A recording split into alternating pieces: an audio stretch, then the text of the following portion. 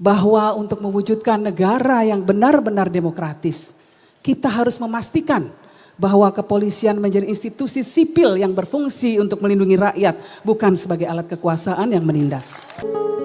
Bapak Ibu sekalian yang saya hormati, tembang ini berkisah tentang kewajiban manusia untuk mencari hakikat kehidupan.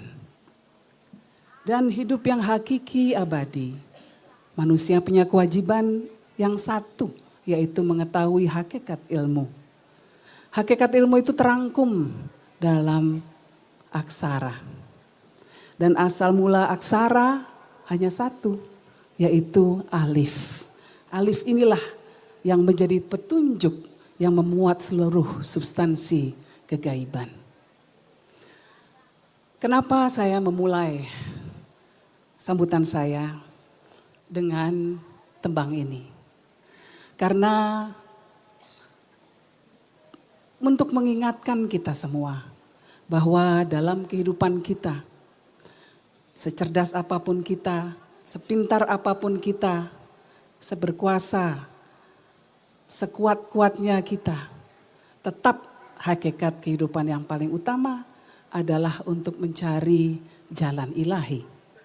Dan itu ditunjukkan oleh alif yang menjadi petunjuk.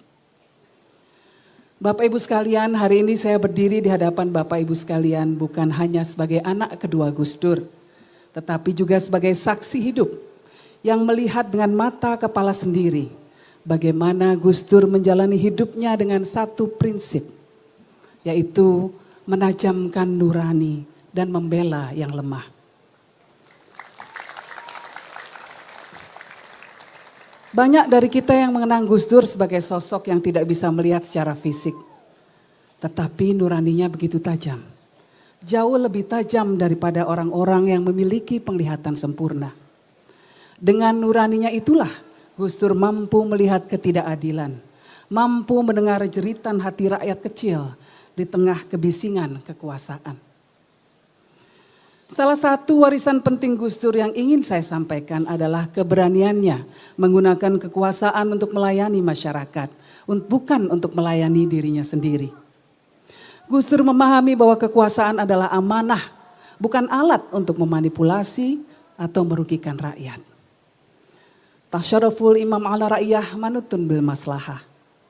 Inilah dalil yang kerap dikutip Gus Dur sebagai pegangan beliau. Kebijakan pemerintah atas rakyatnya harus didasarkan kepada kemaslahatan yang ada di tengah masyarakat. Sebagai presiden, Gus Dur menaikkan gaji seluruh pegawai negeri. Karena ia tahu rakyat kecil hidupnya susah. Ia tidak pernah menggunakan jabatannya untuk memperkaya diri atau sekedar mempertahankan kekuasaan. Semua yang beliau lakukan adalah untuk kepentingan masyarakat. Hadirin sekalian, inilah yang seharusnya menjadi pelajaran bagi kita semua, terutama bagi para pemimpin kita hari ini. Saat ini kita menghadapi tantangan yang begitu besar. Rakyat hidup dalam kesulitan, harga kebutuhan pokok melonjak, daya beli menurun, kelas menengah turun kelas, bahkan berkurang jumlahnya sebanyak 9 juta orang. Para ekonom menganalisa bahwa konsumsi domestik adalah penopang terbesar laju ekonomi Indonesia. Tetapi justru saat ini ada rencana pemerintah untuk menaikkan pajak pertambahan nilai menjadi 12%. Apakah ini bijak? Mari kita lihat negara lain. Singapura justru memberikan bantuan tunai kepada rakyatnya. Vietnam menurunkan pajaknya dan justru memperkecil jumlah pejabatnya. Namun Indonesia justru mengambil langkah sebaliknya. Jika Gus Dur masih ada, saya yakin beliau akan berdiri bersama rakyat kecil dan mengatakan, hentikan rencana ini. Prioritaskan kesejahteraan rakyat, bukan hanya angka-angka di atas kertas. Turunkan angka korupsi, bukan malah rakyat yang harus dibebani. Hadirin yang saya cintai, ada satu lagi pelajaran besar yang diwariskan oleh Gus Dur. Yaitu beliau mampu membedakan mana kekuasaan dan mana kemanusiaan. Ya ayyuhalladzina amanu kunu qawwamina bil qisti syuhada'a lillah. Walau ala anfusikum awil walidaini wal aqrabin.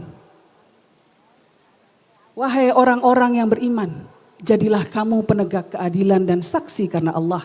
Walaupun kesaksian itu memberatkan dirimu sendiri, ibu bapakmu atau kerabatmu. Perintah ini ditujukan untuk semua orang yang beriman, bukan hanya kaum muslimin.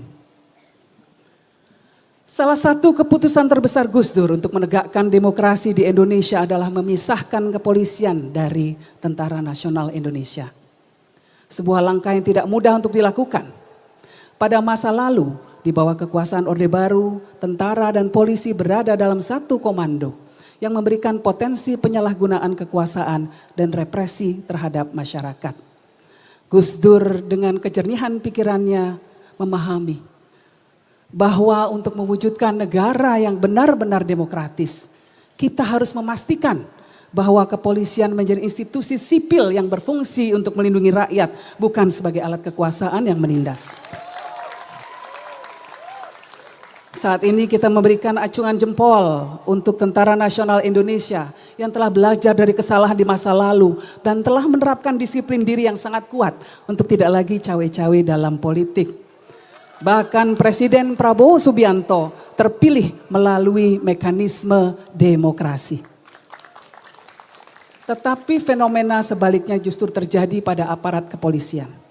Polisi yang seharusnya melindungi rakyat justru menjadi ancaman di masyarakat. Gama Rizkinata, siswa SMK 4 Semarang. Budiman Arisandi, warga Palangkaraya. Haryono, saksi pelapor yang saat ini malah dijadikan tersangka. Mereka adalah contoh-contoh kecil dari para korban abuse of power dari aparat kepolisian. Amnesty International mencatat bahwa sepanjang tahun 2024 saja ada 116 kasus kekerasan yang melibatkan polisi. 29 diantaranya adalah extrajudicial killing atau pembunuhan di luar hukum. Dan 26 adalah kasus penyiksaan dan tindakan kejam. Saya ingin mengajak kita semua untuk merasakan sejenak apa yang Gus Dur rasakan. Ketika ia melihat ketidakadilan, ketika ia melihat kebrutalan, ketika ia melihat masyarakat yang terabaikan dan tertindas. Bayangkanlah sejenak bagaimana perasaan kita jika kita berada di posisi mereka yang selalu dipinggirkan, yang suaranya tidak pernah didengar. Apakah kita akan diam begitu saja? Apakah kita akan membiarkan mereka terus berada dalam kesulitan? Kita tentu tidak setuju dengan wacana polisi dikembalikan posisinya menjadi di bawah TNI atau di bawah kementerian tertentu. Karena ini adalah sebuah hal yang diperjuangkan oleh Gus Dur untuk memastikan adanya alat dari masyarakat sipil, yaitu kepolisian. Tetapi kita juga perlu mengingatkan aparat kepolisian untuk melakukan pembenahan secara menyeluruh dalam lembaganya. Agar tidak lagi terjangkit fenomena trigger happy atau terlalu mudah menarik pistol. Tugas kita bersama adalah mengembalikan polisi dan semua lembaga negara pada fitrahnya. Menjadi pelindung rakyat, bukan pelindung kepentingan segelintir orang belaka. Bapak Ibu yang saya hormati, Gus Dur pernah berkata, yang lebih penting dari politik adalah kemanusiaan. Pernyataan ini mengajarkan kepada kita semua bahwa segala keputusan, kebijakan, dan tindakan kita harus berlandaskan nurani. Sebab pada akhirnya nurani yang tajamlah yang akan membawa kita semua menuju jalan yang benar, menuju keadilan yang hakiki. Seperti alif yang menjadi petunjuk, semua ilmu yang kita miliki, semua kuasa yang kita pegang, semua harta yang kita nikmati, hendaknya diarahkan menuju jalan ketuhanan. Yaitu dengan cara melayani semua umat Tuhan di bumi. Dengan menegakkan keadilan dan selalu membela mereka yang lemah. Terima kasih, semoga kita semua bisa menjadi penerus perjuangan Gus Dur, menjadi orang-orang yang berjuang untuk kaum-kaum yang terpinggirkan. Wallahul muwaffiq ila aqwamit thoriq. Wassalamualaikum warahmatullahi wabarakatuh.